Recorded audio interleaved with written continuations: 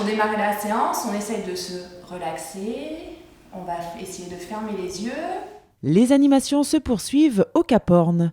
En effet, depuis le début du mois de janvier, un atelier de yoga animé par Cécile Ambrosini et destiné aux enfants de 4 à 8 ans a lieu tous les mercredis de 14 à 15 heures au Cap Horn. Ces séances basées sur le thème des animaux se déroulent en plusieurs étapes.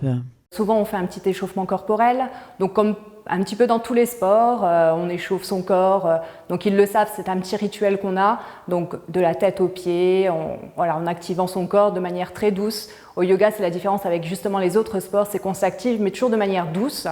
Ensuite, on a l'atelier où on s'intéresse plus vraiment aux asanas, ce qu'on appelle les asanas, donc ce qui correspond aux postures de yoga.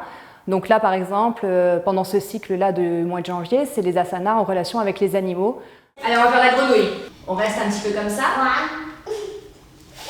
Allez, on fait un bond sur place, sans avancer, ok? Voilà, c'est bien. Ces séances de yoga s'articulent autour de la détente, de l'échauffement corporel, de l'apprentissage de certaines postures, mais également du jeu. Souvent, je leur propose 2 petits jeux, donc toujours en relation avec le yoga. Donc là, on a fait par exemple pour ce cours une espèce de chaise musicale adaptée, donc où on met de la musique et à partir du moment où ça s'arrête, ils s'arrêtent sur un tapis, retournent une carte et doivent exécuter la posture qui correspond au dessin sur la carte tout simplement. Et donc le deuxième jeu, c'est un 2-3 soleil, donc tous les enfants connaissent ce jeu, ils y jouent dans la cour de récréation. Et donc quand ils s'arrêtent, ils doivent adopter une posture de yoga. Tout le monde va devoir faire la posture du tigre. 1, 2, 3, soleil. Vas-y. Regarde, je réussis. Comme Vas-y, ça. mets-toi à 4 pattes. Vas-y, fais comme les autres. Voilà, ça c'est le tigre. Les enfants jouent, rigolent, sautent et grâce au jeu, ils apprennent petit à petit à développer leur sens de l'équilibre et prendre conscience de leur corps.